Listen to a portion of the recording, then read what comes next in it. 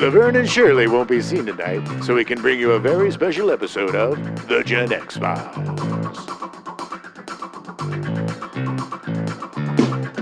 Welcome to the Gen X Files. I'm Jim. I'm Adam. And today's show is all about For the Stepdads. Oh, your chilly old stepdads. Tired old stepdads. Good Lord.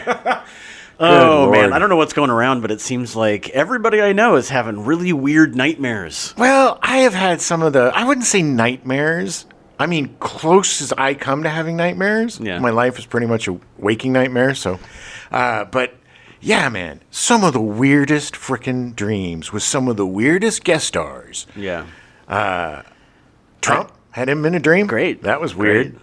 My long-to-see stepdad, I had this dream where he comes busting into my room. He's like, somebody's spilling paint all over your car. And it was literally the Fiero that I had when I was Okay. in my first car. And we go across the street to confront these guys, and they just get in this huge brawl.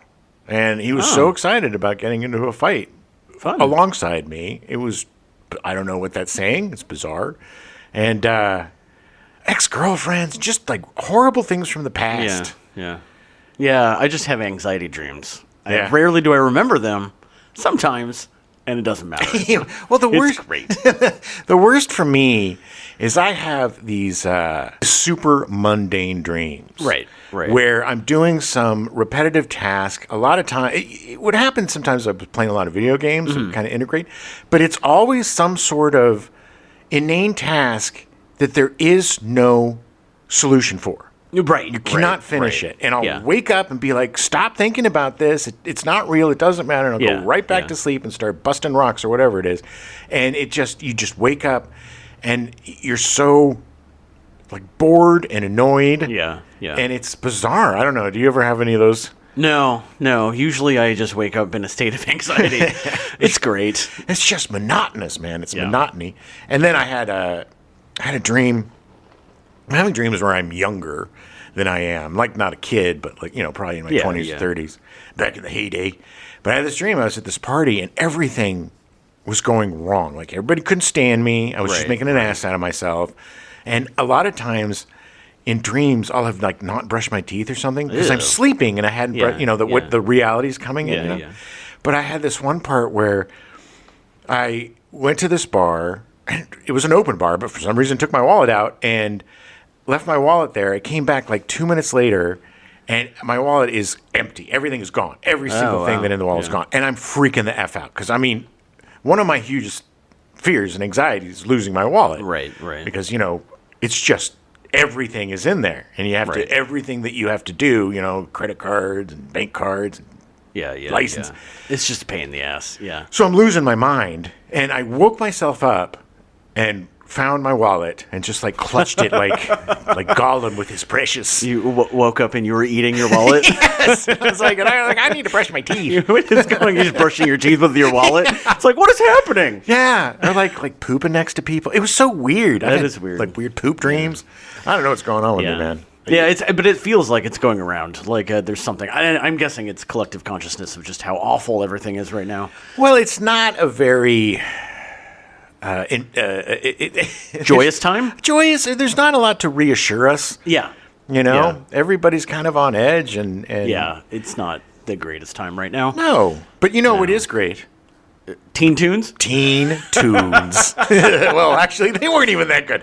I think I found They were okay. Well, heavy metal, of course. Heavy metal. The best thing to come out of this month is that I literally bought heavy metal on Blu-ray, and it is amazing. Love it. Absolutely love it. Yeah. I thought Time Masters was a really cool find. It's definitely something I want to watch again. Yeah, I thought that was really fun. Wizards was really interesting. It got better the more I thought about it. Yeah. The more we talked about it, the more we liked it. Yeah. But I think I have found...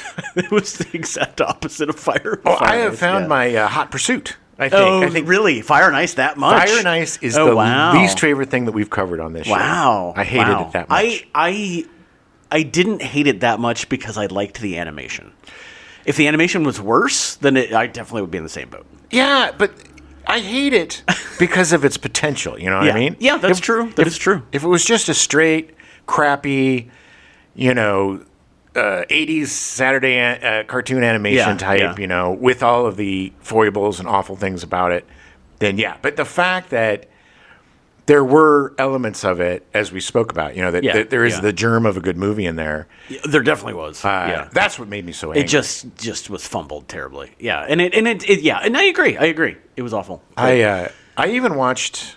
It's funny. Last night before I went to bed, I'll talk about the movies that I watched, but I started watching the Bakshi Lord of the Rings. Oh, yeah. On my phone. Yeah. It was a VHS rip that was on the Internet Archive. Oh, nice. So it even started out with like VCR 1. Yeah. And trying to fix the tracking. Yeah. And the sound, you could hear it. But man, we should have covered that one. Yeah, probably. Because like from the first frame, I'm like, oh, I must have watched that movie 100. So that was better, yeah. First movie I ever rented at the video store. Oh, nice. I think I mentioned that before. And I must have seen that movie 100 times as a kid. Yeah. Because I was such a Lord of the Rings fan. And I'm pretty sure that my whole like love of friendship trope and everything comes from the Lord of the Rings and the Fellowship of the Nine. Right. And, the dwarf and the elf who are sworn enemies becoming best friends. Right. So there's just so much of that. And I'm going to end up watching the rest of it. I don't think it's streaming anywhere. It was streaming on HBO Max. I don't know. I'll have to look. Yeah. They have The Hobbit, which I also loved as a kid, and I think I'm going to watch the animated Hobbit. I feel like I've seen the animated Hobbit, but I don't remember. It's very musical. Oh, then maybe I haven't, because I don't remember. That's part of the reason I never finished The Lord of the Rings, because I got to the first song that was like 14 pages long, and I was like, I don't know what to do with this. Yeah, no, that was like perfect escapism for sad little Jimbo as a baby boy. But yeah, I mean, look, it's no secret that I love animation. Yeah. And I think you have an affection for it. Oh, definitely. Ever since I was a little kid, the Saturday morning cartoon ritual, I used to love, my favorite night was the night before the premiere of the Saturday morning lineup, where they would have the sneak preview. They'd have the special. Oh, that's right. God, I forgot about that. Yeah. Where they would CBS special. Yeah. And then they would preview all the new cartoons and it was like the next day. So it was like Christmas. I couldn't sleep. Yeah. And so, such a weird effing little kid that, most people are like, I eat cereal. And what I would do is I would make 2 dry bologna sandwiches. Bread, piece of bologna, bread. Bread, piece of bologna, bread. And that was my Saturday morning ritual snack. Super weird. What is wrong with you? Yeah. Well, how much time do we have? But that was my... They're dry. I mean, technically, the bologna itself is moist. Sure. So, but like, and I ate a lot of bologna sandwiches growing up, but I'm pretty sure they always had either Miracle Whip or mayo on them. Occasionally mustard, but not for the Saturday morning. They were my dry sandies, and like I didn't even like cheese back then. Like when I would eat pizza, I'd pull all the cheese off and just eat the crust. I know, I'm a cheese freak now. What is wrong with you? Yeah, exactly. Who are you? Well, yeah, I had a lot of issues. I'm glad that you've gotten out of that. Yeah. Well, I still, in secret, eat my dry bologna sandwiches. Hey, that's fine. I always, whenever there's bologna on clearance, I always buy a couple packages. It's nice to have. It's the only time I ever do. I don't buy it full price. Yeah.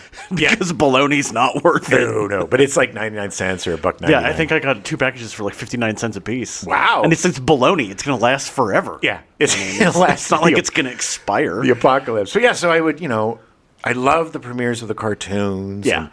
And so comic books, whatever, Mad Magazine, anything that was, the comics drawn. Anything that was drawn. Yeah, you had an affection for. I had an affection for. Yeah. And to this day, it lasts. I still. Oh, I love it when I'm very particular about the animation that I like. Yeah.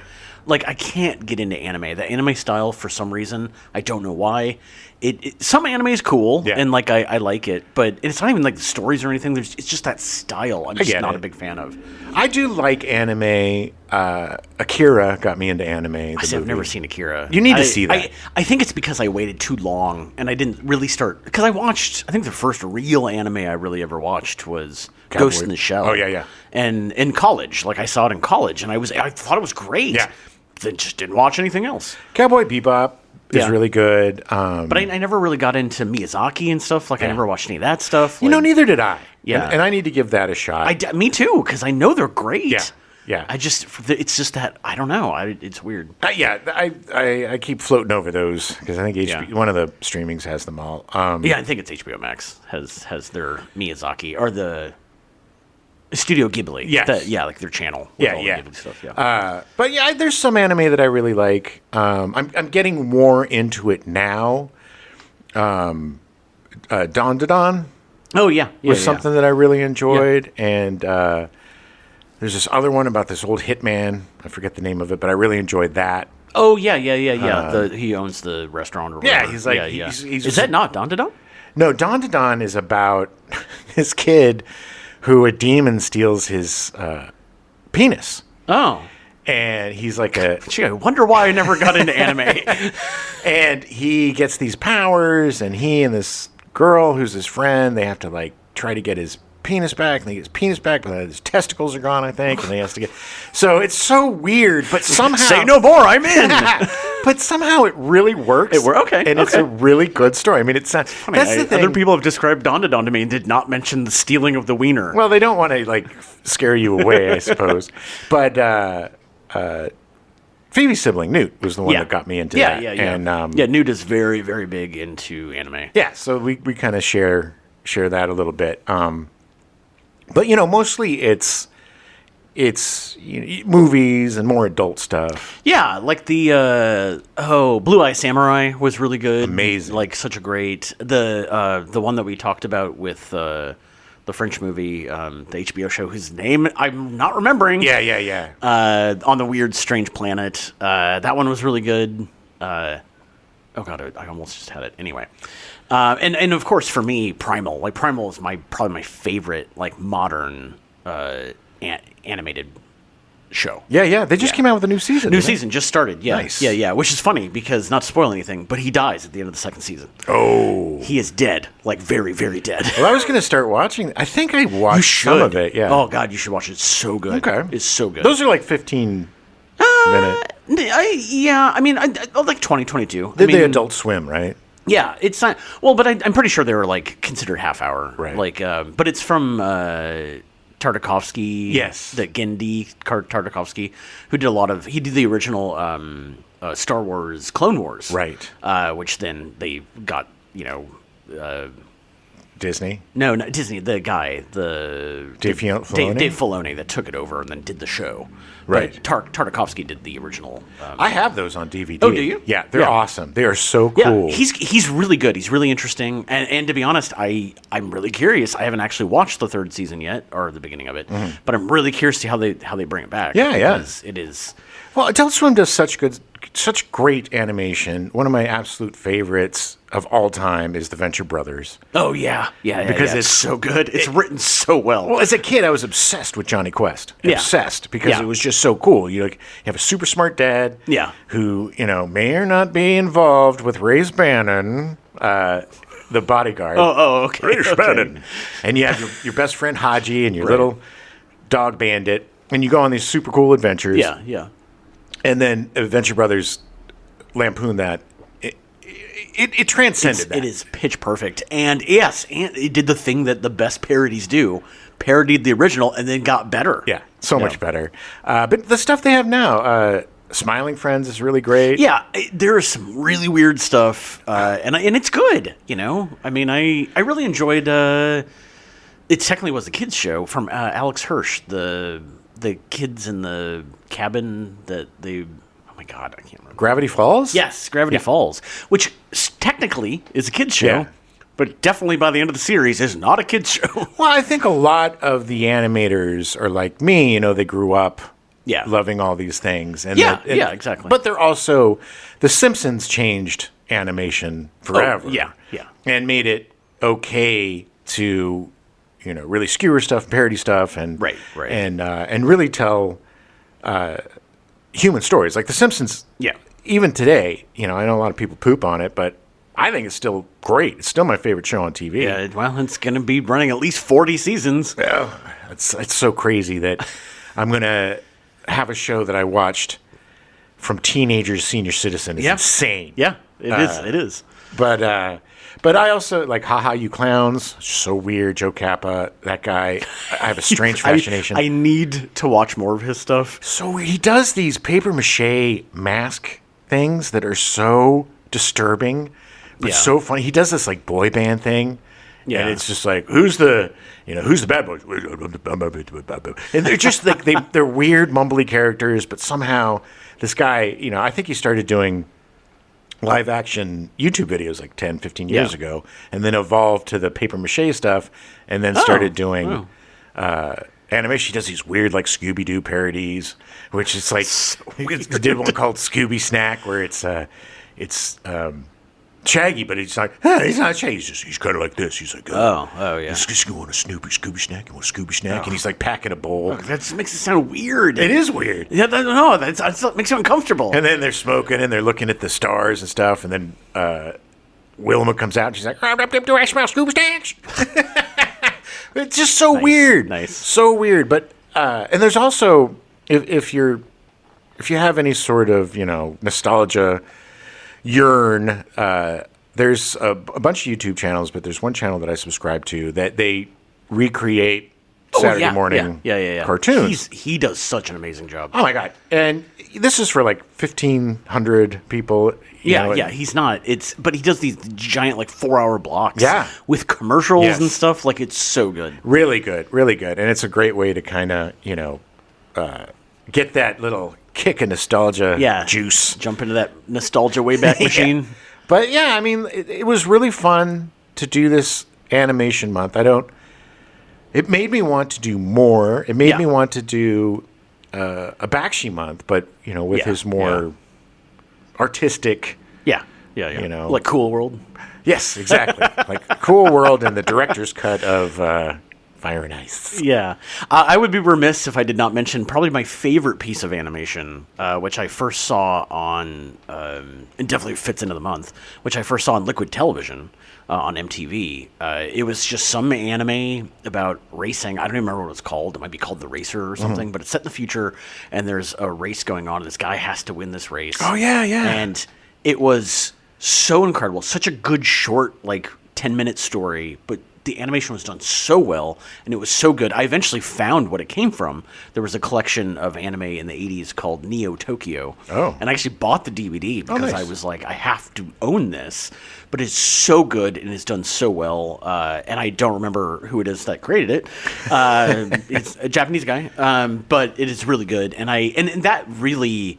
It was the first moment for me where I was like, oh, you can do this with animation. Like, that's awesome. Kind of like Aeon Flux, but Aeon Flux was way more stylized. Oh, yeah. But it was just so good. And I highly recommend it. I'm sure you can probably find it on YouTube. Well, The Simpsons reinvigorated adult animation, and there was a really great renaissance with, like, Liquid Television and Duckman and, all of these and weird shows, even The Critic. God, yeah. It stinks. But they overdid it and they scaled back, but now it's back again. And I think Adult Swim on not comedy. Is it Comedy Central? Yeah, it technically. Well, yeah. It's or is it Cartoon Network? It was Cartoon Network. Yeah, Cartoon Network. Yeah, but they started off with like the Space Ghost Coast to Coast. Yeah, and yeah. C Lab 2020 and all these really fun, weird, clever stuff. Repurposing old animation, and it was all Gen X guys that were kind of redefining what they loved of their youth. Right. And so it's really cool. And look, the granddaddy of them all were the Looney Tunes cartoons. Oh yeah, which were for adults. Yeah. Because, they were made to be played before movies. You had your newsreels and your Right. and your Dateline Hollywood, and you had your cartoons, and you had your short films and your serials. I mean, going to the movies was like an all-day thing. You had like 30 minutes of pre-movie entertainment with all of these stuff, and then you had the movie, and then they would just do it again. Exactly. And run it over and over and over. You bought one ticket, you could stay for the entire day. Stay there for 10 hours if you want to. Yeah. And some people did, because it would be hot outside. And or cold. It was the only place that was air conditioned. Exactly. And for a nickel, you could get in, and for a couple of pennies, get some popcorn. And just hang out. And but the Looney Tunes, especially Bugs Bunny, shaped a lot of my sense of humor. It really turned me into a smartass. They actually just announced that HBO Max is finally going to be the streaming home of Looney Tunes, because they pulled all of it a couple months ago. Yeah. And they're gonna, but it's not gonna be all of them. I think they're gonna rotate through every month of like 40 or 50 shorts like every month. But I guess keep people happy coming back. Yeah. I guess. I think I've got most of the ones that I want on DVD. Oh yeah. I've got a Golden Age set with just tons of them, and they're just brilliant. Even to this day, they're just brilliant. Absolutely brilliant. Yeah. And I listeners of the show know that I truly believe that Mel Blanc is probably the greatest American actor that we've ever had. I mean, right after Ronald Reagan. Right after Reagan and Bonzo or Bozo. What was that chimp? Bonzo. I think it's Bonzo. Bozo. No. Oh, I don't remember. Nancy Reagan. That was her name. Shit. Sorry, totally forgot. But oh man, it was bedtime for Bozo, wasn't it? Bedtime for Bonzo. I think bedtime for Bogo. How do we not remember what this is? Because it's 1,000 years doesn't old. matter. And It literally doesn't matter. It doesn't. Anywho's, but let us know what your favorite animation is, or tips for us, things that we may not have heard of or seen. Give us an email, genxfilespodcast@gmail.com. Let us know what we should be watching. Give us some recs. I'm kind of hoping, because it's funny, because everything we've been talking about is mostly TV stuff. So I'm kind of hoping that with like K-pop Demon Hunters and some of these theatrical movies being released and making a lot of money, that they're going to start doing more feature-length adult animation. Well, I really liked K-pop Demon Hunters. Yeah. It was really good, and it proved that granted, I understand for the longest time, like Disney and Pixar have been kind of dominating the feature-length animation market. Yeah, but it's like and some DreamWorks and whatever, but they're for kids. They're not. I mean, they're family. I shouldn't say for kids, because most of them are good and fun to watch. Like the Zootopias are good. But you're not getting heavy metal anymore. No. And it's like, I'm hoping that there will be more of that. Well, I hope so too. I mean, K-pop was really, it totally surprised me, because I'm like, okay, what's the hype? I'll watch it. Yeah. And then by the end, I'm like, I'm in. I'm 100% in. It was fun. It was super fun. And I also watched that. I mentioned the Chinese film Nisha 2, which, man, that animation was unreal. Yeah, incredible. Great story too. And it's you weren't lost because you didn't see the first one. No, it made me want to watch the first one. I'll probably check it out. Yeah. I think it's on HBO Max, if I remember correctly. But I think, it's just like a lot of the movies this month. I think it's about two brothers and having to fight against each other, fight against evil, and right, and identity, and all sorts of things, and very deep. And I think that's what we're getting now, is a lot more human stories, or a lot deeper stories. Yeah. People aren't afraid to explore trauma, or explore different aspects of the human condition. Yeah, and that makes for more interesting product. Yeah, it's really interesting that I like that Pixar has become, like, they've gone heavier into the character development. Oh yeah, and like approaching societal issues through the animation. Oh yeah, the Inside Out, is that the those are just brilliant. Yeah, I mean, they really hit what it emotions and trauma and different adult kind of themes. even like Elio, that came out, I think it came out last year, with the kid that was trying to get the aliens come. Yeah. Like, the whole movie was about him dealing with the death of a parent. Yeah. And like, it was such a brilliant metaphor, and it worked so well. And then Onward, wasn't that like two brothers? The brothers, yeah, kind of similar. Like I think they tried to raise their dad from the dead, but only raised the bottom half. Yeah, something like that. And then they had to like try to find the top half or something. Yeah, something. Yeah, but it was good too. Yeah. You know, I mean, it's like it's nice. A lot of people they poo poo animation, and it's like no, there's really good stories to be told. My one note for Hollywood is stop hiring Chris Pratt. We don't need any more Chris Pratt animated movies. We're getting Super Mario Galaxy. I know, but he doesn't need to It's a me, Mario. It's me, Mario. Yeah, I'm not a big fan of his Mario or his Garfield, by the way. I never saw his Garfield. Did he play Garfield? Yes, that's why I'm saying enough. Wow. Enough. He did a great job in the first Lego movie because that was back when he was still fun and funny. And didn't Bill Murray play Garfield at one point? Oh yeah, in 2 or 3 movies. Yeah, I didn't. I think the original one that he did was because he thought that it was the. He thought he was playing James Garfield, the president. No. I'm serious. I'm being serious. He thought that the directors were the Coen brothers. The Coen brothers. Yeah. And it was the other Coen guy. The other Ethan Coen. Yeah. Ethan Coen. Ethan Coen, yeah. And he signed. But this is the problem he has, that he doesn't have an agent. Yeah. People just call him up and they're like, oh, the Coen's directing it. And he's like, all right. And then cool. he goes in and does it. And it's like, this isn't what I signed up for at all. But he got paid and he did more. And he did more. Yeah. But yeah, just let us know if you still dig animation and what kind of animation you dig. And, you know, we're always looking for new stuff to watch. Yeah. Definitely. Speaking of new stuff to watch. Yeah, let's talk about some movies. One movie that we both watched that came out last year was Running Man. Yes. I was very surprised by how much I liked it. Same. I'm a huge fan of the original story. Yeah, me too. The Richard Bachman story. I just started rereading the Bachman books. Oh, nice. I'm reading Rage right now. Oh, it's so good. Yeah, it is good. It's so good. It's banned Yeah. by Stephen King. Yeah, well, he just isn't allowing it to go to print anymore. Yeah.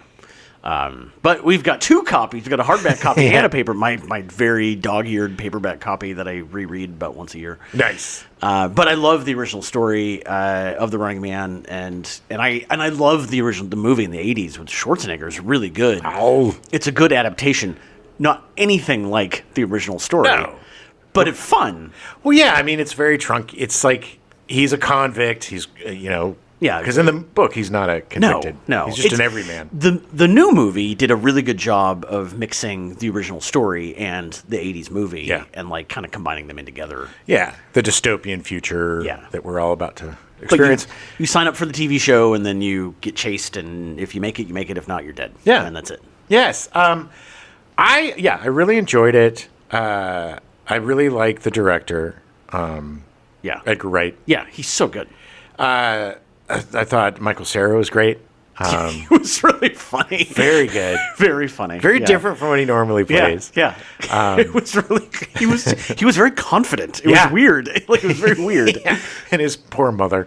But you and I had the same issue with this movie. Yes. Yes. The ending. They teased the ending from the book is so specific. Yeah. And I get like 'cause Hollywood. They had talked about doing like a version of it back in the early 2000s, and then it was like, well, okay, we can't because of 9/11 Right. and how that went down. Yeah.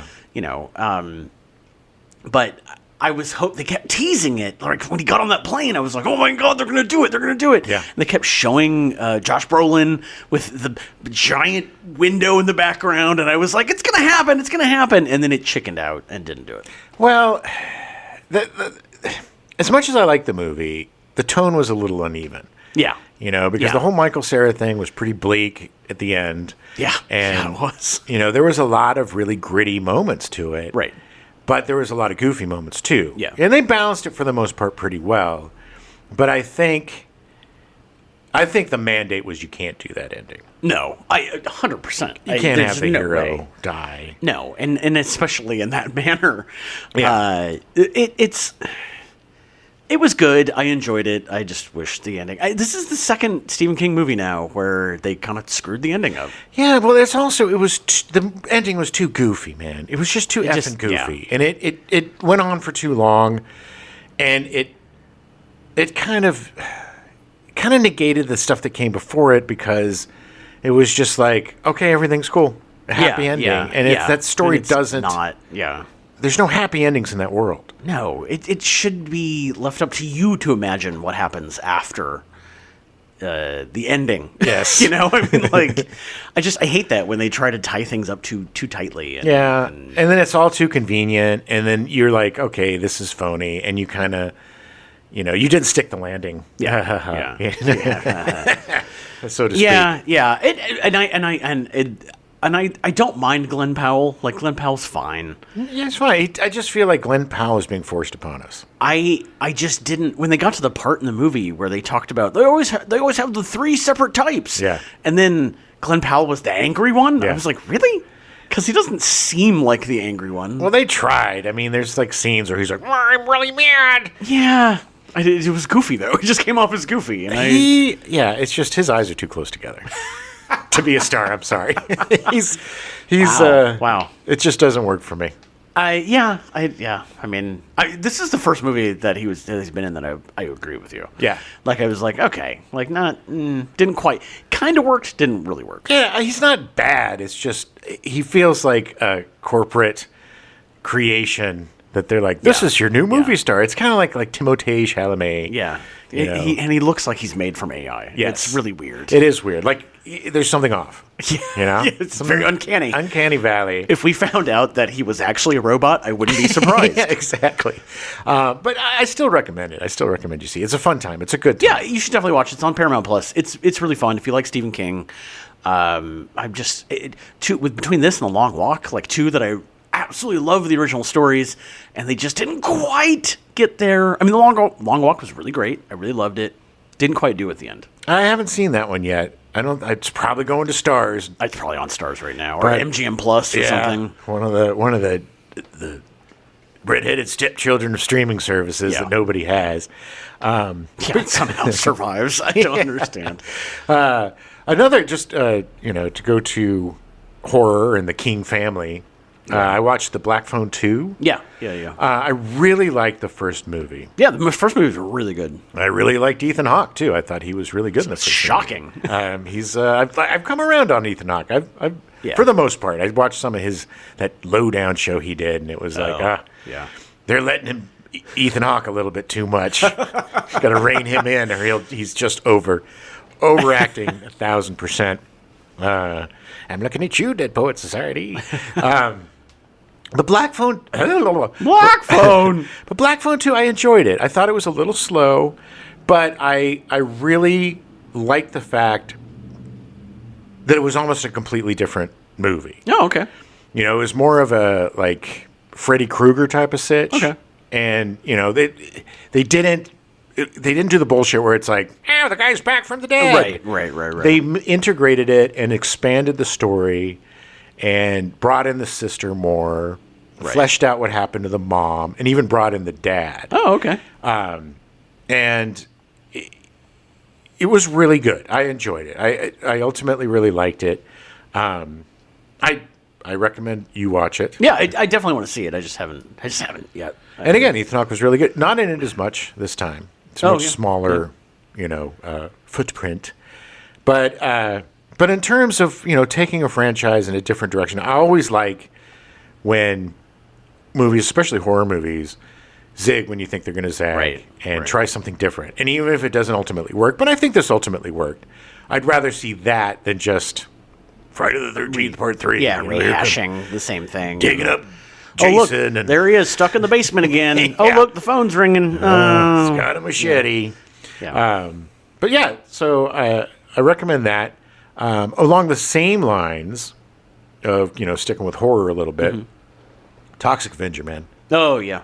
Oh, my God. That was the biggest surprise for me in the longest time, how much I really loved that movie. Oh, okay.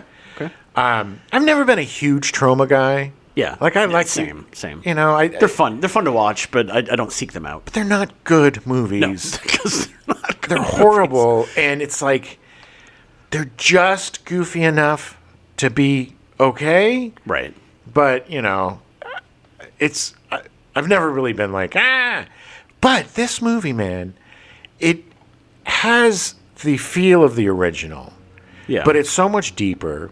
And Peter Dinklage is amazing. He's so good.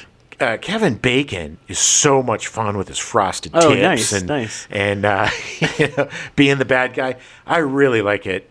I prefer my Kevin Bacon as the hero, like the Bondsman or something. Sure. But I also love him as the bad guy too. Oh, he just eats it up. He has so much fun. He really does. And this is what this movie is. This movie is pure fun. It's goofy, it's fun, but it has a heart and a depth to it that completely surprised me. Okay.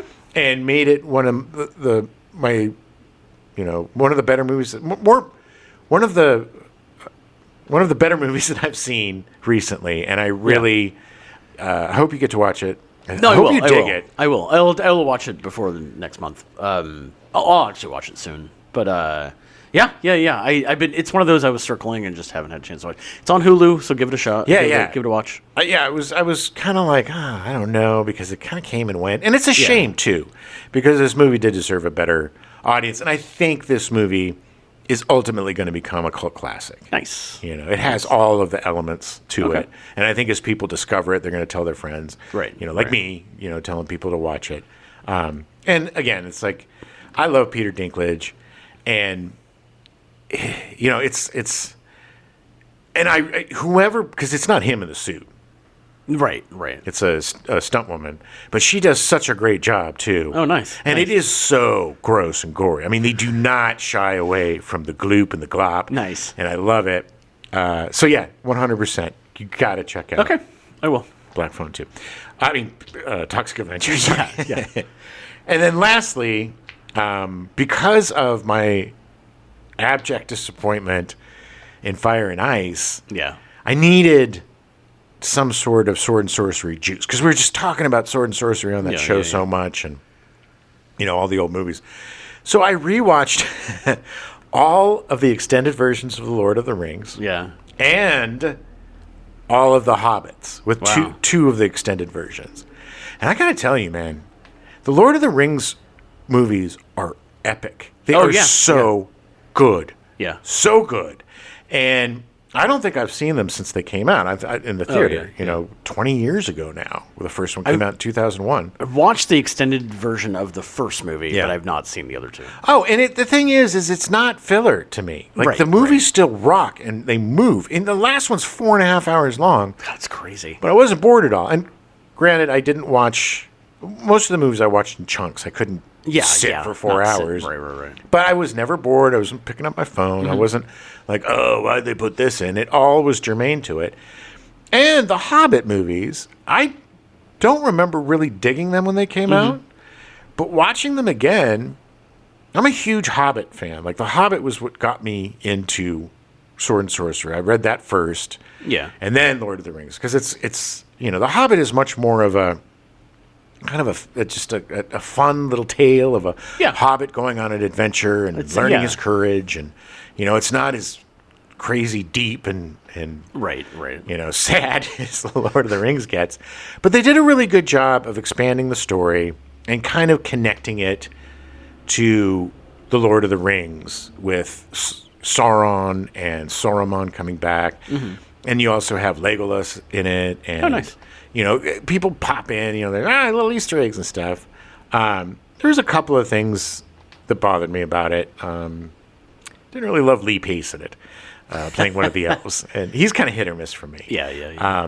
And I understand the reasoning of Thorin, the Elf King, kind of losing his mind because of the treasure and stuff. But it's just like so frustrating when a character makes such a 180. Right. And then, of course, when he, pops back and is like, whoops, it's great to see. But it was just like, I hate that kind of thing, where it's right. Anyway, but I was like, damn, it's so much fun that, like I said, I started checking out the Lord of the Rings, the Bakshi one. Yeah. I'm going to probably watch that. Probably watch the Hobbit animated. Yeah. And I even downloaded, I had the Lord of the Rings games. Oh, nice. So I downloaded those to kind of, maybe dip my toe back in for a minute. They're fun. They're really good. They're fun. Very good. You can get them on sale. But what? Any other movies for you? I did some catching up. I watched Begonia, which I absolutely loved. We talked about it before. It's just so good. Oh my God! Yeah, so good. Every time I think about it, I want to sit down and rewatch it. And then I also watched One Battle After Another, which is so insanely good. So good. It's a movie. You know what I mean? It's like a reason to go back to the movies. Yeah. Yeah. It is 100%. Yeah, I'm actually a little sad I didn't see it in the theater. Same. Because it was so good. It was so good. And amazing performances. Paul Thomas Anderson, just the top of his game. Yeah. But I saw a really interesting breakdown of the movie and how it's much more biographical of Paul Thomas Anderson. Being married to... shit. Married to shit? Yeah, I'm married to shit. You? No, the SNL lady. Maya Rudolph? Yes. He's married to Maya Rudolph and has a mixed race kid, much like in the movie. Yeah. You know, but it was interesting because it talked about how it was a depiction of the loss of hope that Obama gave, and how it started out really strong, but then everything kind of dwindled away. Yeah. And he gave perfect examples, and it literally made me want to watch the movie again. Yeah. It was so good. I was very, very impressed with it. But the one thing that I did watch that I think is why I didn't watch anything else, because it took me like a week, was Stalker, the 1979 movie from Andrei Tarkovsky. Yeah. Which is based on Roadside Picnic, 1974-72 novel. It was actually adapted by the guys that wrote it, Roadside Picnic. But it's just weird, long movie. Yeah. I had to watch in chunks because it was so long. By the fourth time I picked it up, I was like, oh my God, there's still an hour left in this movie. But it's just about there's a comet or something that goes over the planet, and in the trail of it, there's these weird zones that if you go in, theoretically, you'll have your greatest wish come true. Ooh. And they made games out of it, like the Stalker games. There's a couple of them. But it's really good. You have to have a lot of patience with Tarkovsky. I tried watching Solaris once, because I loved the Soderbergh Solaris. So I tried watching Solaris, which Tarkovsky's version, is like 3.5 hours long. And there's literally like a 22-minute camera shot of a guy driving around Moscow. and it's facing out towards the hood of the car, and it just goes on and on and on. And Stalker started, and there's a shot slowly pushing into a bedroom, and then there's an overhead shot, and this overhead shot literally takes about 7 minutes of just slowly panning over the people and the little thing on the side, and then slowly panning back, and one person has changed expression, and that's it. It was like, okay, but it was really interesting. It was good. I enjoyed watching it. It's on HBO Max. It is fascinating. If you're into weird fiction and stuff, it's really good. Well, the games are supposed to be really good, too. Stalker 2 was just recently released on PlayStation 5. Yes. And that is a game made by... it is a Ukrainian-made game, which I wholly support. I think you should support, Ukraine. Yeah. Crazy? Yeah, I know I'm taking the opposite topic. I mean, the opposite side. But Stalker 2 is supposed to be really incredible. And again, it's like the same thing, very slow paced, very deliberate. You're pushing in. The big thing is that the way that because the idea is that in this zone, people get lost in it because they start seeing things that they want to see. Yeah. But they're not real. Right. And so the way that you know that something is real is they ties nuts to like bolts, nuts and bolts. Yeah. Like tie a nut to a handkerchief, and then you just throw it. Yeah. And if it lands and you hear it land, then you're good, because that means everything's real. That's in the game too. Yeah. It was fascinating. Yeah. It was just absolutely fascinating. But the way the three guys kind of turn on each other and It was really good. It was a really good movie. I really enjoyed it. It's such a strange story to adapt into a game, too, by the way. I know. And to do it so successfully. The original book was weird because it literally was originally just three guys sitting around talking philosophy. Nice. And then they turned it into this movie. And it was like... Anyway, but it's really good. Highly recommend it. It's like 3.5 hours long or something, or about 3 hours long. But it's really interesting. And it's interesting to see... stuff from Soviet Russia, sure. That came out and we were able to see. So like Battleship Potemkin. Yeah. With the steps. Yes, the steps, the Eisenstein steps. Something like that. Well, that was perfectly ripped off in The Untouchables. Untouchables. Yeah. Any other flicks? Nope. I think that was it. Sure, there's a bunch of stuff. I feel like there's something else that I watched that I was like, okay, but I think it was Running Man. That's one I couldn't remember. Yeah. My big, my number one pick would be Toxic Avenger, I think. Yeah. I definitely number one on my list. Watched a lot more TV. Yeah. I watched the new Game of Thrones series, Night of the Seven Kingdoms. Yes.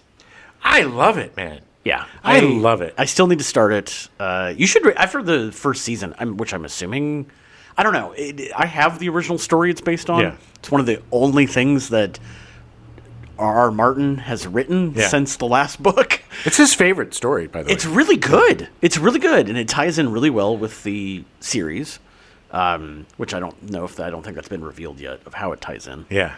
But it's really good, and the character's great. It's like almost like from what I've seen, it's almost like it's like a half-hour comedy. Like it's like a goofy comedy set in Game of Thrones. It's I don't say necessarily comedy, but it's the most lighthearted, and accessible, I think. Yeah. But the lead character is so good. It's really funny too because he's like, well, George R. R. Martin came and said, "This is my favorite story. Don't F it up." Oh wow! And this guy seems very humble, and he's like, "I got the pot, and then I threw up." I was so worried. And the little kid that plays Egg, his squire, is so good. But it's very human. It is very funny. Yeah, and if you love rooting for an underdog, this is 100% for you. Because this guy is just this... He embodies what it is to be a knight. Mm-hmm. And he's confronted with all these, like these glam knights, like celebrity knights kind of thing. The guys who have a lot of money. Sure, yeah. And they're part of, these kingdoms. And they are cynical, and they don't really have that honor that he has. And it's like... There's a scene where you're watching the first joust, and you don't get even into the games until like the second episode. Yeah. The third episode is airing this weekend. Yeah. But he's watching the joust, and the realization of, oh my God, this is what I have to do. Oh wow! And you think it's going to make him like, okay, do this or whatever. Yeah. But what it does is give him resolve. Nice. And what's even better is Egg is on his shoulders because he's a little guy. Can't see, Squire. And he's watching the squires grab these giant lances and hand them to him. And you could see on his face, like, I don't know if I could do this. Yeah. But then he's like, put me down. And then because he needs to be his own man, Right. He can't be a little kid if he's going to be a squire. Right. And it's just little moments like that are what make this show so much fun to watch. Nice. I'm really excited to see it. I love the Game of Thrones universe. Still have a pretty bad taste in my mouth from the end of the show. Yeah. End of the series. And I just have not really been into House of the Dragon. Yeah. Phoebe really likes it. She's really into it. I like it. I just can't. There's something about watching rich people complain about stuff that just annoys me. Well, it's also a little bit more of the same. Yeah. The Night of the Seven Kingdoms definitely is a Game of Thrones show, but it's a different Game of Thrones show, which makes it refreshing to see. Right. So far there's no incest. Fingers crossed.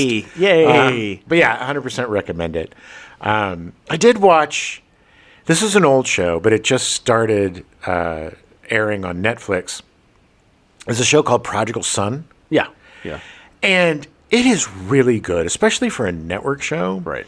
It's I love, me, love my serial killer stuff. Right. Love it. But this is a show about a serial killer called The Surgeon, played by Michael Sheen, impeccably. It's worth watching just for him. Yeah. And he's caught, and he's got a son and a daughter, and the son grows up to be an FBI profiler. But what's great about the show is the kid is so effed up because of his dad. Like, he has to sleep with restraints on his arms because of the nightmares that he has. Oh, wow. He'll hurt himself or hurt other people. He's on drugs. He's just got horrible PTSD. Right.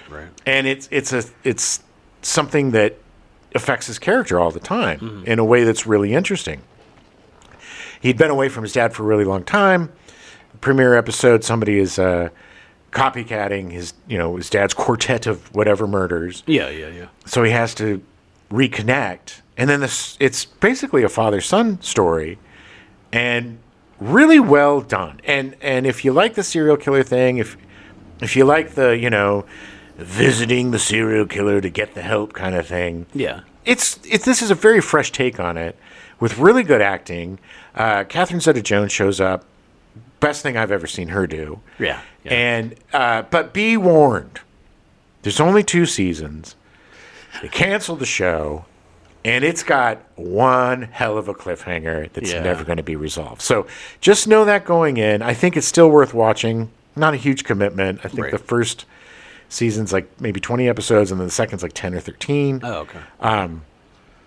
But if you like that kind of thing, it's one of the better gimmicky serial killer shows that they try to put on. Really good writing, really well directed, cool co-stars. I was going to say Edward James Olmos, but no, the La Bamba guy.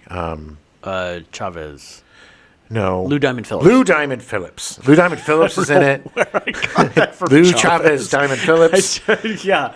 He's in it. It's great to see him. Yeah, he's always good. He's really good in it. So, just be warned. Yeah. You're not gonna get the closure or the resolution that you want.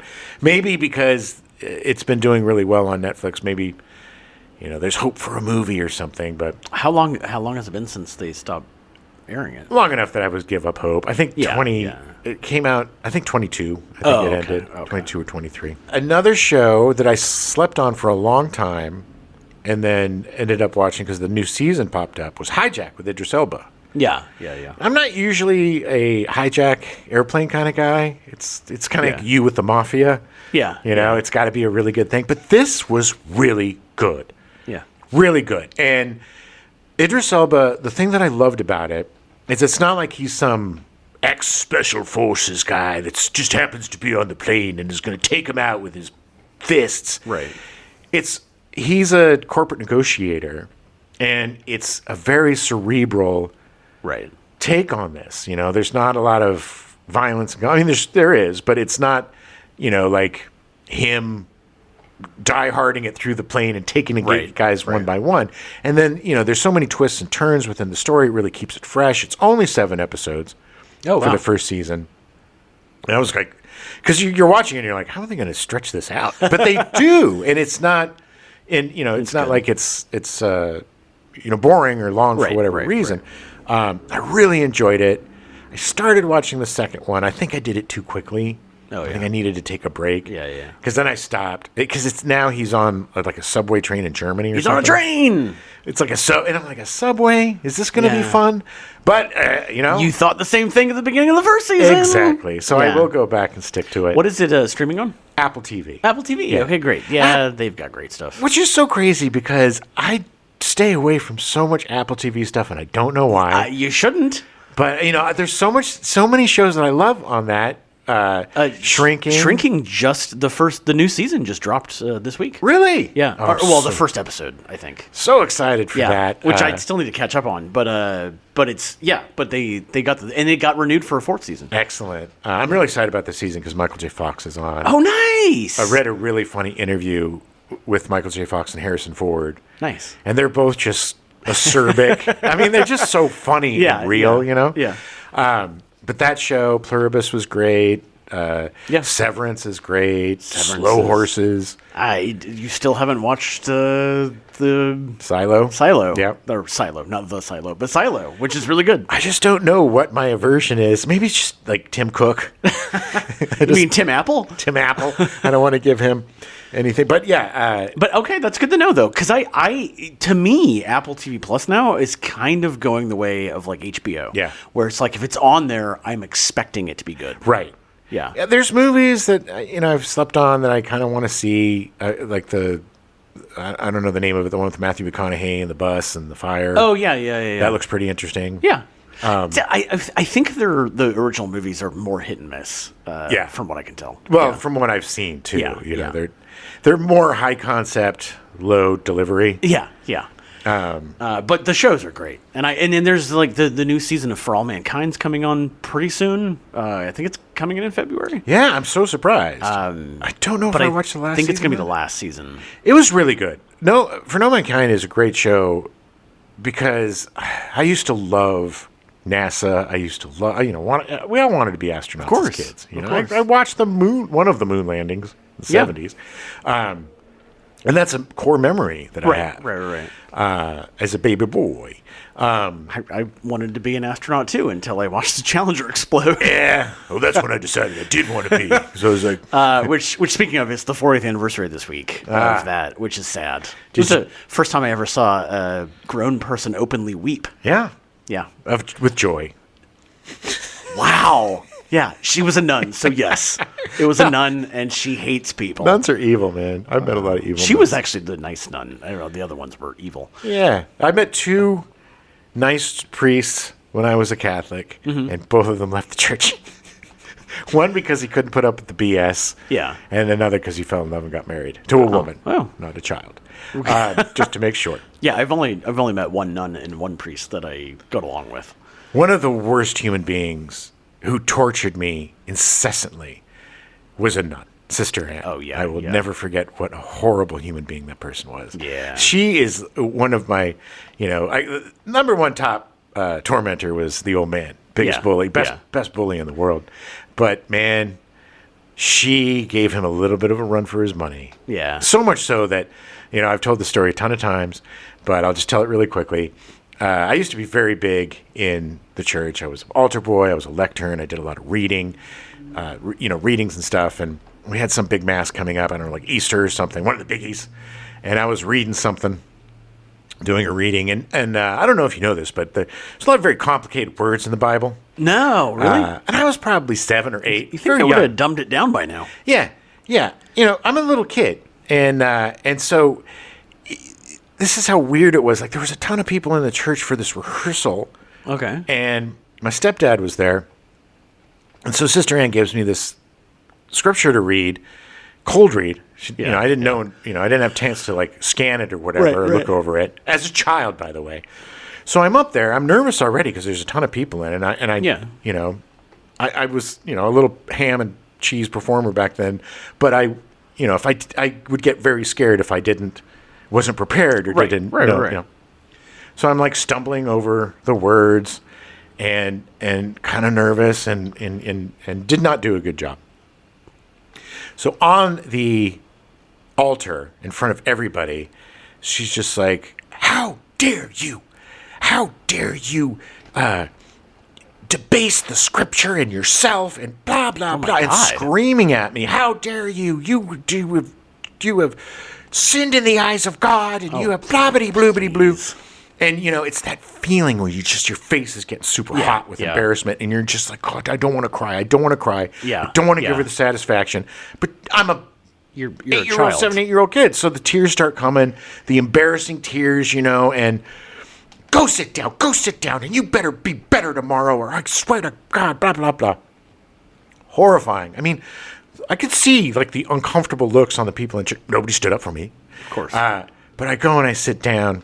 And the old man was pissed. Yeah. Because he's like, nobody bullies you but me. But no. and this is one of my greatest memories of him. He leans down to me, puts his arm around me, and leans down and he goes, don't worry about it. She's a bitch. Nice. So, yeah, that was Sister Anne. But, yeah, anyway, back to TV. Hijack. Hijack is really good. Somehow we got to Sister Anne from Hijack. Really good. I'll give it a watch. Yeah. I love Idris Elba. Me too. Yeah. And I don't know why he's so good. Slept on that. And I didn't even really remember it existed. Yeah. Like, I don't peruse through Apple TV Plus very often, or Apple TV now as they call it. Like, I don't peruse through it very often. So, like, unless there's something coming on that I really want to see, like Severance. Yeah. But it was such a weird thing to have a second season of, because it's like, really? What do you do? This guy get hijacked all the time. He's going to be on a boat next season. He's the unluckiest man alive. Apparently. And then just really quickly, a couple of things. I watched the first couple of episodes of Beauty. No, The Beauty. The Beauty, Yeah. the new Ryan Murphy show. Or, as I like to call it, The Booty. The Booty. I like Ryan Murphy. I've been a fan of his since Nip Tuck. I love his over-the-top craziness. Nip Tuck was one of my favorite guilty pleasures of all time. I totally forgot that was Ryan Murphy. Yeah. Oh, my God. That show changed TV. It was so effed up. It was so effed up. But it was so effed up in the greatest way. And I loved that show. I need to do a rewatch of it. So I will always have a soft spot. And I like the American Horror Story shows, most of the seasons. Yeah. He's very hit and miss. Yeah, for me, yeah. But I mean, yes. Recently. So I started watching Beauty. I'm enjoying it. The problem is that Ashton Kutcher's in it. And Ashton Kutcher is possibly the worst actor working today. And he is so bad in this show. So bad and so miscast. Yeah. He isn't even in it very much, thank God. Right. But the scenes that he's in is just like, oh my God. And again, the thing that, like you, don't really like watching super rich people on their yachts and bullshit like that. But at least this has this, the conceit is super interesting to me. That's the reason I want to see it. Because it's like beauty is an STD. Yeah. You know, and the repercussions and such. And that is interesting. And they have a lot of, actual models and beautiful people coming in to do like cameos and stuff. Right. I think Bella Hadid was in the opening. Oh, yeah. And just goes insane until she explodes. Literally explodes. Nice. And I'm like, okay, I'm in. Yeah, that's fun. There's like 3 episodes that I've seen. I love watching beautiful people explode. Yeah. And Evan Peters. Evan Peters. That's right. Evan Peters is in it. I really like him. He's so good. And Rebecca Hall, too. I really like her. Rebecca Hall's really good, yeah, too. They play FBI partners that are kind of going around and investigating this people situation. Exploding. Mm-hmm. Yeah. This STD. And Isabella Rossellini's in it, and I love her. And it's intriguing. I'm curious to see where it goes. Yeah, I'm curious. I definitely want to give it a shot. Yeah. And see how it is. But because the conceit looks amazing. It is. It's really interesting, and it's got that Ryan Murphy effed up flourish. So, but yeah, that's about it for me. Okay, I just want to quickly mention that they dropped the final season of Queer Eye, which has been they're in DC now, which is really funny because they open it up and they're like, everything's really effed up right now, so we're going straight to the heart of it. Oh, nice! And they're going to do, and it's just that it's a show that is, and I've said this before, it's a show that is just very warm and positive, and it is so nice. And this one, I'm pretty sure the final season is only 5 episodes, and this is it. This is it. They're all done. Oh, man! And they're doing at the end of each episode, they're doing they're taking each of the guys and having them essentially talk about their how Queer Eye has changed them and stuff. And I tell you, man, we've only watched 2 episodes so far, and I cried at the end of both. It was it's just such a good show. Are there any of the original cast members that are from the original Queer Eye? No, there never has been. The new version has been 4 of the guys. One guy left in the 7th season. Decided he wanted to go do something else. They brought another guy on who was really great. Okay. The guy who did the home design and stuff. Oh, nice. But these guys have all been the same. But no, the original Queer Eye guys, no. Because that was a while ago. It was like Carson Keeley and stuff like that. Yeah, that's when I watched, and I really enjoyed it. I thought that show really changed the culture. I mean, it was so much fun to watch these schlubby dudes fall in love with these guys and be friends. And it was weary at first, and then just thank you guys, you changed my life. Well, see, this is the nice thing with the new series being now they've had 10 seasons, but because it's no longer Queer Eye for the straight guy, it's just Queer Eye because they will go and help anybody. Oh, nice. So there's a lot of LGBT people, there's a lot of straight people, gay people, whatever. I mean, in fact, very rarely do they actually just help straight guys anymore. But I could use some help. But it's that was the thing, is that there's a lot of people that just need help, and it's one of the episodes was about a lady who she had been essentially was a queer icon in DC for not married, but with the same woman for 40 years. Oh, wow. And her partner died and she was lost, and so she moved in with her sister, and they just didn't get along. Yeah. And and maybe it was just for the TV, but by the end of it, they were like laughing and having a good time, and it was like, it's just one of those shows that it's like, we just how positive everything can be, and just getting people to come together. And we need so much more of that. We need so much more positivity. It's so easy to go negative. It's so easy to hate. It's so easy to complain. I mean, look, the easiest shows we do are the shows where we don't like something. That's true. Because and sometimes, but we've got good. We do really well with the stuff we really love too. Oh no, 100%. I'm just saying that people seem to gravitate more to the negative. Yeah. So it's always nice to see something that's the positive. Yeah. And it's easy to fall back on finding flaws. But we're all in this together. Yeah. And now more than ever, we need to have each other's backs. Yeah. And it's more important to stay positive and have some sort of joy. Yeah. Joy and hope. We need a lot more of all of that. Yeah. And shows like that, they deliver on that, and it's sad that it's ending. I agree, but it makes sense. I mean, they've been doing it for a long time, and all of them, I think, are finally ready to move on and do other things. But it's just such a good show. Nice. It's fun. Like, I feel like I've gotten to know all these guys, and they've opened my eyes up to a lot of stuff, and it's just really nice. It's just very nice. Look, anytime you can spend some time with somebody who isn't part of your tribe or part of whatever you are, somebody that has a different perspective, it's always good for you. Yeah. It's always good to meet new people, get their perspective on things, because it opens up your mind and makes it a lot more difficult to be a bigot or be hateful when you got somebody right in front of your face and you're like, well, this is a really nice person. Right. This is maybe I was wrong about all my prejudices. It's really funny because I lived in a small town for a while. I ran a bar in a small town of like 800 to 1,000 people. Yeah. And there was one gay couple in this entire town. They ran the flower shop. Surprise, surprise. The town loved them. But the town also were the most bigoted people towards LGBT. Yeah. Like, the most bigoted. And it was like, well, how can you be like that? And they're like, well, but I know them. They're good people. It's like, well, do you not think that maybe the other gay people might be good people too? Could you take the next step in thought? If you just talk to them for a few seconds, like, you think maybe it'd be okay? Yeah. But no, they can't. I mean, that's literally, they couldn't. And they couldn't fathom the idea that all the gay people might be good. Yeah. Well, I know this is a little off topic, but this is why I believe college is so important. I really don't believe college is important, for your career, or it can be if you're going to be a doctor or a lawyer or a professional, or technically in the film business. Sure. I got my first job from somebody I knew in college. Like, honestly, if I would have taken the money I spent on film and made a movie, it would have been a lot better. I agree. But the number one main reason, in my opinion, to go to college is to get the F out of your small town. Yes. Meet people that you would not normally meet in your small town, especially international students or people that don't share your sexuality or don't have your same skin color. Whatever it is, to meet people and be exposed to new cultures and the beautiful things they bring, whether it's, their holidays and ceremonies, or their food, or their music.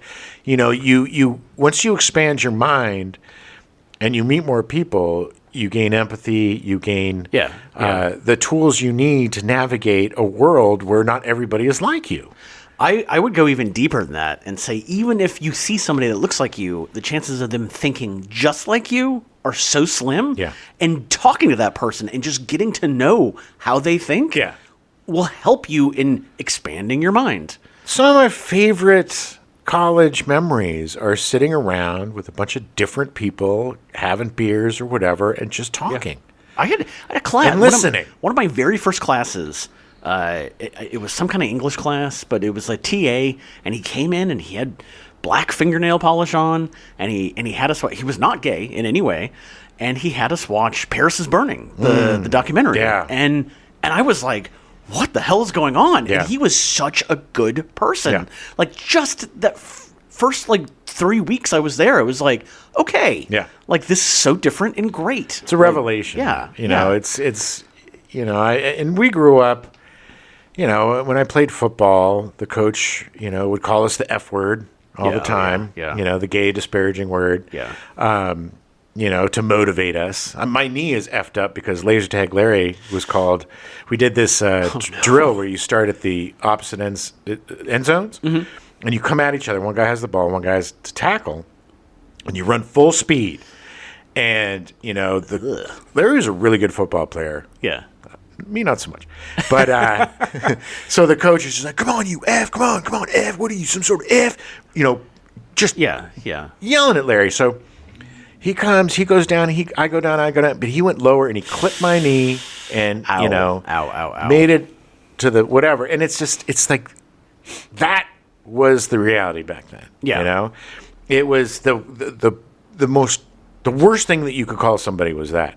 Yeah. Yeah. You know? Of course. You question somebody's sexuality. That's awful. Because we're all questioning our sexuality back then too. Exactly. You know, everybody has gay thoughts. Everybody has, you know, anybody who says they didn't is lying. They're a liar. Yeah. You know, it's just part of growing up. It's part of puberty. It's part of your brain creating itself. Yeah. And there's nothing wrong with it. And that was like, you know, when my first friend came out to me, it was great because we were just at a bar, and he was the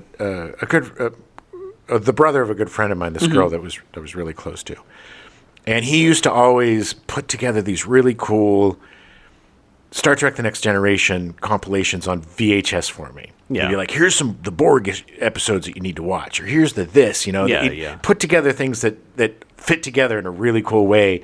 So you're like, oh man, this is. And so we're at a bar. It was really noisy, and he's like, "Hey, I'm gay." And I'm like, "What?" He's like, "I'm gay." And I'm like, "Okay." Yeah. And, awesome. and I was surprised by my reaction too, because I wasn't like, "Do you want another drink?" Yeah, it's like, that's cool, dude. Awesome. Nice. You Yeah. know? Thank you for trusting me. Yeah, and sharing. And the relief on his face when I didn't just like storm out or punch him in the face or whatever, well, which is so disgusting because a lot of people did well, that. That's what they're led to believe, you know. And it was that way back then too. Yeah, with a lot of people. The 80s, yeah. you know. Yeah. So you know, and everybody was just so misinformed and petrified of AIDS and all that bullshit.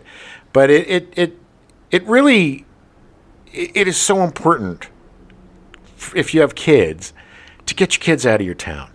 To get them to go to college. They need to get more than 5 miles away from home and go find some new horizons, and just, you know, even if it's just 4 years and you move back home, fine. Yeah. But it will change you for the better. It's how you make good kids. You got to give them the opportunities to grow. Which then makes better society. Yes. You know, being myopic is no way to go. Before we move on to video games, yes. I do want to talk about a movie that a friend of mine actually produced. Oh, nice. He spent 3 years producing this movie. Nice. It's called Kalika. It just came out in the theater. Is it about ColecoVision? Nope. Oh. It is not. They couldn't call it the full title, which they wanted to, which was Clique Shit, but because they were like, you can't do that. Yeah. But it is an amazing movie that a culture that I had zero idea existed, that is huge, but I had no idea existed. Okay. It's about a musician. They're called corridos, or corridos. Corridos. Yeah. They call them trap corridos, but it's essentially about the guy who he's one of the biggest corridos now. It's essentially the style of music is essentially taking like old. Like Hispanic music, like the kind of stuff you'll hear the gardeners driving by playing real loud, you know. But they're taking it and modernizing it. There's a great scene at the very beginning where an older guy is playing the guitar, and he's like, "Oh," comes up and he starts singing, and then he starts doing his own thing, and the guy playing the guitar is like, "What are you doing?" And gets really mad. Was it like a mix with trap music? Well, like house music? Kind of, yeah. Okay. But But it's really interesting. It was just about him. This main guy has a big red bushy beard, and he's an actual like Corrido, like he's very famous. Right. But anyway, the movie's really good. I had no idea that and to be honest, I think the friend of mine didn't either. He just happened upon these guys, and they were like, "We don't know how to." One of the executive producers was the guy that kind of started this whole thing. Oh, cool. He's a billionaire now. Oh. Like they would do videos in the early 2010s that would get hundreds of millions of views, and a lot of flashing of like cars and a lot of butts. Jesus, so many butts. Yeah. But the movie was really good. I was really surprised. It was short, but it was like a nice kind of like encapsulation of this guy. And I told him, I was like, I felt like it could have been longer, but then I feel like if it was longer, it would have been too long. But it was really good. At some point when it comes out on streaming, I'll have you watch it. Yeah. Well, anytime something brings knowledge of something that you didn't know existed is always worthwhile. Yeah, it's fascinating because it's set in Yuba City in Arizona, and it's essentially the he ends up essentially running drugs at the end of the day. Like that's the whole thing, is that how he gets into this aspiring corrido, but like he gets into running drugs with his uncle, and that's how he gets all this money that he's able to then put into doing his music and like all this stuff. Was this a documentary? No. Oh, okay. No, it's fiction. It's fiction. And to be honest, I think it's mostly based on this guy, but he definitely did not run drugs. Okay. But because it starts with him, he's like picking peaches and stuff, and that's something that the guy actually did, like when he was younger. But it's really good. The supporting cast is really good. A bunch of actors I don't know. There was like Eric Roberts was in it, and Julia Roberts' brother. Yeah, and guy that played Zed from Pulp Fiction, Peter Green. Peter Green. It's one of the last things he did. Yeah. But it's. You'll see like randomly like people pop in and stuff, but it was also really cool because the friend of mine, we sat down afterwards, had drinks, and like he was able to tell me all these inside stories about the movie and stuff. Nice. And it was super fun. It was like something I just haven't done in a long time. I will always have a soft spot for Eric Roberts for the Pope of Greenwich Village. They took my thumbs, Charlie. They took my thumbs. But it's really good. It's in the theater right now. If you have a chance to see it, go see it. It's really it's fun. What's the name of it again? Kalika. Kalika. Clika. Kalika. Which essentially I think just translates to like gang. Oh, okay. Ish. But yeah, it was really fascinating to see this whole world that I had no idea existed. That's really popular. Nice. And it was nice. It was cool. It was cool. Yeah. Right on. Kalika. Kalika. Keep your eyes open. Yeah. Yeah, I actually saw a billboard for it yesterday when I was driving all the way around L.A., and I was like, oh, they actually have some advertising. That's awesome. Very cool. Yeah. It's always great to be able to support friends. Yeah. What about games? What have you been playing? Well, we got some new games over the Christmas time. The Christmas time, yeah. I played... There was a game an indie game, a couple of indie games that I was... had my eye on for a long time. One was The Precinct. Oh, yeah. And it's like an 80s... It's like a top-down cop simulator. The story takes place in the 80s. Mm-hmm. You're the son of the police chief who's dead. Yeah. And you become a cop. And it's really fun, man. You kind of go out on patrols. And you arrest people. And the... Cop fantasy is pretty. It's pretty appealing in terms of like, oh, I could just stop and frisk this person. You start to feel kind of like a dick, And you're like, I'm going to get the black guy going, but I'm going to go after the white woman. How easy is it to start? Exactly. Kick certain people, yeah. But there's shootouts, and you have a partner, and you can have a dog partner if you want, which I did for a while. Which is really fun because you can sick the dog on people and stuff. Nice. And there's car chases and shootouts, and the story is very 80s movie. Yeah. And it's kind of got this neon, rainy 80s look to it. It looks gorgeous. Yeah. And you can, you unlock different uniforms and different guns and cars and stuff. And it's a very short game. But you can continue playing it. You can continue going out on patrol and doing, and it's a fun game to just like jump in for an hour, bust some folks, go back because you do your shift and you pick what you want for your shift. So it's like you can do foot patrols, or you can give out tickets, or you can tow cars, or you can, crack down on guns or whatever. So, Okay. there's a big variety to it, and you once your shift is over, you got to go back to the station and you give them your evidence, and then then you level up or whatever by how many arrests you made. Oh, okay. Okay. And if you charge them with the wrong crime, points are taken off. Oh, wow. Wow. If you because it's a little confusing at first to oh, should I arrest this person? Because somebody's spray painting, vandalism. Yeah.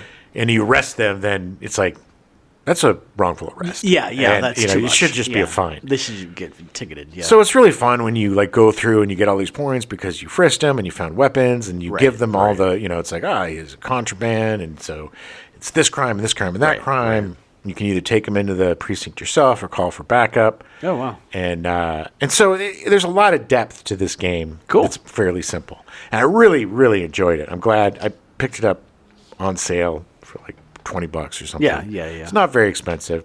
And another indie game that I played that you got me for Christmas, and I had my eye on it, was the Plucky Squire. Yeah. And this game you're like, it's probably a kiddie game, because it looks like a kiddie game. But the truth is, it's so unique because it starts off on a storybook, right? Yeah. And it's very Zelda-like, the guy in the storybook, and you move within the story. But at a certain point, you gain the ability to jump out of the book, and then it becomes 3D. Oh. And you jump out of the book, and you're walking along the kid's desk, and, there's all sorts of real-world stuff that you interact with. And so a lot of the puzzles you have to solve, you have to jump out of the book and go back into the book and change the pages of the book. And it's really fun. It's really unique. It's very simple. Yeah. Great game if you have young kids. Yeah. To storybook and play with them, because I don't think there's anything offensive in it. But it's not like a kiddie game, where I feel like, this is a baby game or whatever. Right. It has old school Zelda feel, and the story is you play the Plucky Squire, who is the hero of this series of books, and the villain in the books decides he wants to remove you from the book, take over to ruin the book series. Nice. For everybody. Nice. So you're kind of, going after him to try to stop him. So it's got, a bigger story, to deal with. And I'm not done. It's another probably short game. Yeah. Which I'm really enjoying, by the way. Yeah, same. So I'm going to, I need to finish that. But I really have enjoyed playing it. It's been on sale on the PlayStation Store for like $8. Yeah. So, I think it's normally 30 or something, or 20. And just keep your eye out for a sale, because it's a really fun and unique game. That's why I love indies, is because they take a lot of risks. And you'll find something, I'm trying to get out of my wheelhouse of like Red Dead Redemption 2. Right. And these huge, in Cyberpunk 2077, these giant open world, hundreds of hours, Baldur's Gate 3, hundreds of hours of gameplay, and do something a little bit more straightforward. Which brings me to the third game that I played, that you played as well, which is the newest Mafia game, Mafia Old Country. Yes, which Jim got for me for Christmas. It's one of the most beautiful games I've ever seen. Yes. It captures that time and the beauty of Sicily so well. It's a turn of the century, the beginning of the 1900s in Italy. Yeah. It's really good. It's a nice, it's a good entry into the Mafia series. It is very straightforward. Yeah. It is technically open world. Like, you can wander off and do things during missions, quote unquote missions. Yeah. But you feel like you don't want to. Yes. Like, it's like, I'm going to go find this thing over here. But then it's like, wait, no, I got to go finish this, because it's like a big interactive movie. It is. And the story is so good, and the characters are really fleshed out. Yeah. And it is a beautiful world. And the one thing the Mafia games are really good at telling Mafia stories. Yeah. I've enjoyed all of them. Same. This is my favorite of the bunch. Yeah. It's just so well done. There's this whole knife fighting system that you do. Oh, it's so good. And the guns are meaty and chunky, and I think it's got the best shotgun, like sawed-off shotgun. Yeah. Little double barrel, little sawed-offer. Yeah. of any game. Like, it chunks, man. It's like, you feel it when you're shooting somebody. And the story's got so many twists and turns, and it's the ending is surprising. The ending is heartbreaking, epic, and absolutely epic. I mean, there's a volcano erupting, and I don't want to spoil anything, but it only took me probably less than 20 hours on this game. Yeah, I want to say I think I got through it in like 15. And I did go around a bit, and they did update it recently, and now have a free ride option, which is essentially an open world, so you can go through and find all the other stuff that you didn't do during the game. You can do races and bounties, and they have stuff. Other things. Yeah, they've added in other stuff, treasures and things that you can find. And they did add in a new mode where it's in black and white and in the original Sicilian, which I'm playing, which is going to be fascinating. Yeah. So it's like you're playing an old movie. And I am in no way disappointed on the short runtime, because it is like playing an interactive movie, and there's no fat to it. No, it's good. And it's the kind of thing, there's 15 chapters. Each chapter probably takes 45 minutes to an hour. Hour and a half if you're really digging in the corners. Yeah. But if you just want to do the story, you could easily do it in 15 hours. Yeah. And play an hour, play a chapter every night, maybe 2, and it is really good. It was done really, really well. Great jump in, jump out game, and one that I'm definitely going to replay. Yeah, same. Because I really enjoyed the story, the gameplay. The main character is really interesting, and they do a really good job of making these very, like, I think the you can get the Mafia games really cheap. Yeah, they usually, The remake of Mafia 1 is brilliant. It's so good. One of the best remakes of any game ever. I mean, they really did a good job with that.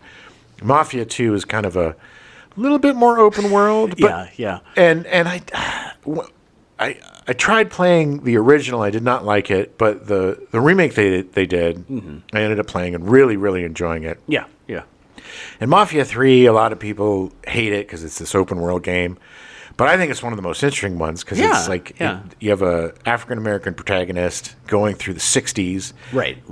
In Louisiana, like a Louisiana. So you're dealing with, racism and racist cops. I thought it was really interesting. Yeah. Great story. And the way they tell stories, each one is uniquely different. Like in Mafia 3, there's a lot of like interviews with people. I remember when he was going down the Babba-dee-dee-doo. Right. But the Mafia Old Country is the culmination of all of these games, and they really put together something special. It's really incredible how you can like walk by people and the NPCs will just start talking to you about events that are happening in the game. Yeah. Like they did a really good job of fleshing that world out, and God knows there is so much dialogue I did not even hear because I didn't go to that certain area and then hear that person talking, but it's really good. I was really, really impressed. Very immersive. My only one, and it was so funny because I was playing through it, Jim hadn't played it yet, and there was a race, and I had flashbacks of Mafia 2. Yes. And I was like, I could not get past this, and I got so mad. I literally brought the game, and I was like, you need to play this, because otherwise I'm going to throw it away. I'm so pissed off. And I didn't want to, because I was really enjoying it. Every Mafia game has that one effing thing. Mafia 1 had that race where they had to do a patch to make it easier because people were just like, F you, I'm never playing this game. Yeah. Because the car physics are very realistic. Yes. In cars at the turn of the century, they were crank. They were not easy to drive.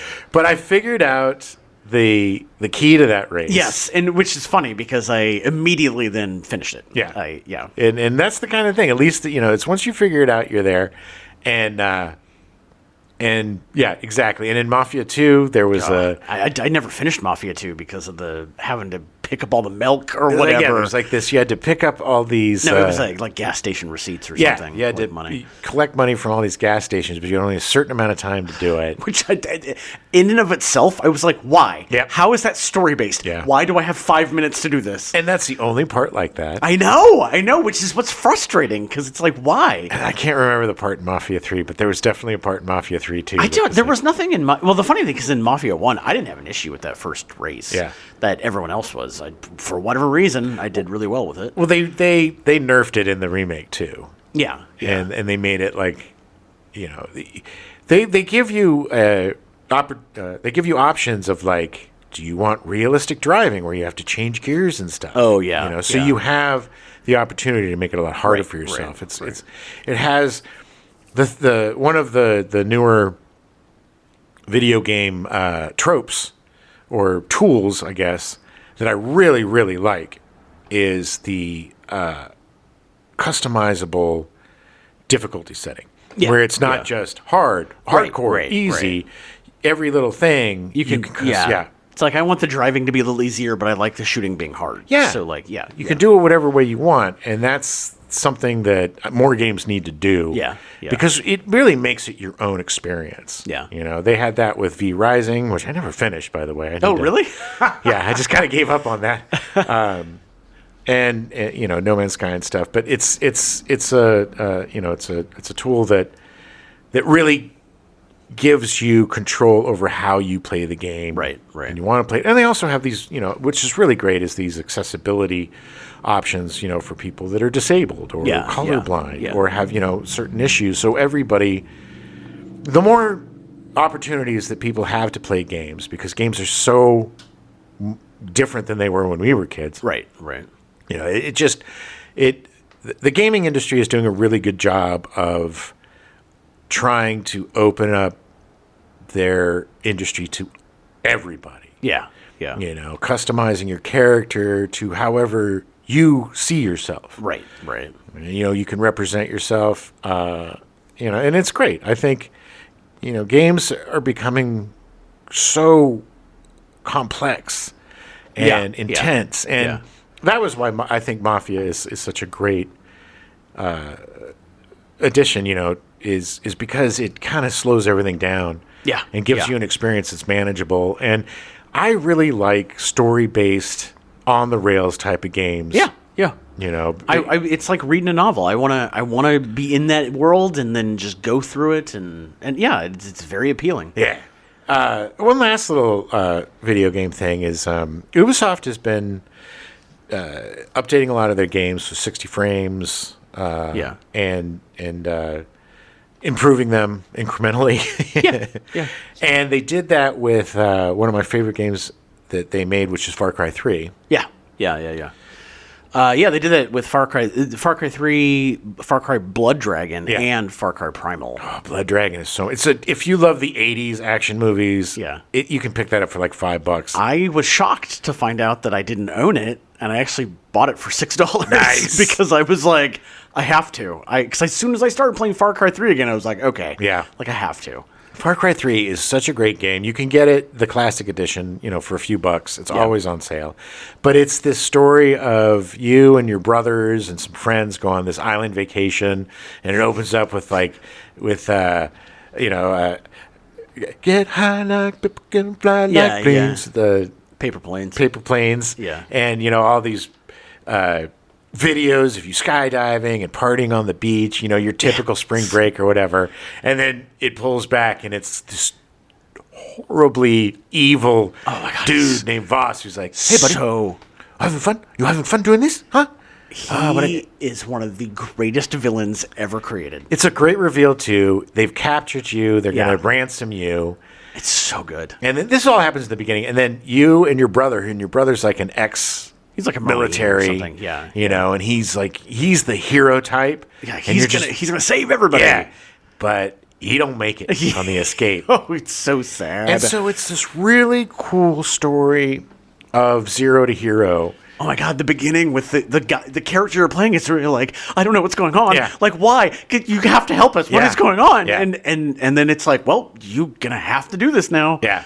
It's so good. It was it's the one that put Far Cry on the map. Far Cry and Far Cry 2 were pretty cool games, but this one really made the franchise stick out. Yeah. And it still holds up. I played a lot of it. It's still the only thing I don't like about the game is the driving. I don't know how many times I've gotten in a car and immediately driven off a cliff. Yeah. It's not the greatest, but it's also you can do it any way you want, the Yeah, freedom. I realized I was like the third car that I crashed. I was like, you know what? I'm just going to walk. Yeah. And then I ran the whole way up to the thing. And it was like, okay. And I run so far away. Yeah, but it's so good. It's so good. You can easily pick it up. If you bought Far Cry 6, the classic edition of Far Cry 3 actually came with it. Yep. So I don't know if you realized you have Far Cry 6. Yeah. You probably have Far Cry 3. And it looks great. It looks gorgeous, and it plays really well. They're all really fun games. The formula is always the same, but it is a good formula. And it's another game, too, where you can jump in for an hour or two. Yeah.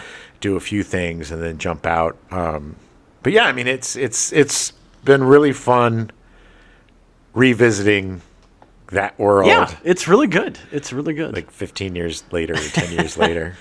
Another game that is very similar to Mafia in the being on the rails. I finally played through Stray. Oh, yeah. Which is such a good game. I've never seen an animal be captured so perfectly. Mm-hmm. Like, you are that cat.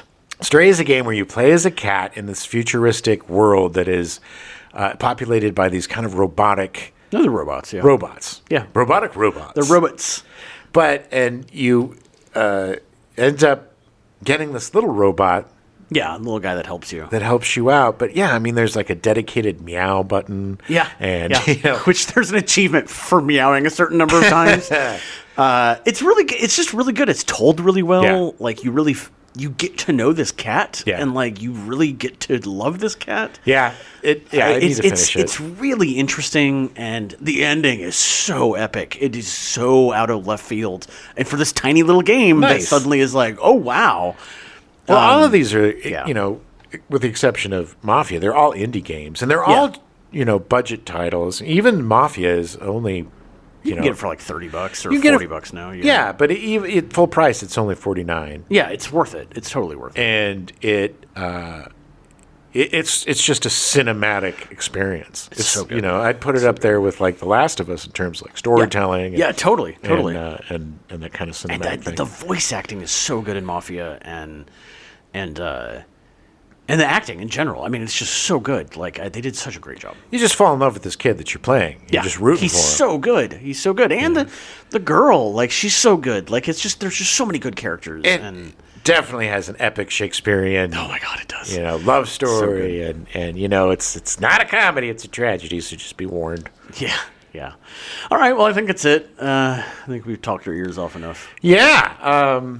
Next month, we're starting a really fun month. So excited. Since it's President's Day month. Yes. Instead of going love because of stupid old Valentine's Day, we're doing Good President's Month. Yeah. I'm so excited.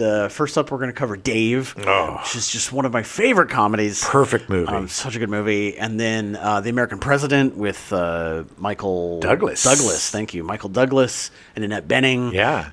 Which I've not seen in a long time, but I remember really liking. Yeah, I'm curious about that. I remember really liking love it. Story. Yeah. Like a rom-com kind of. Sure. But it's great. And Annette Bening's so good.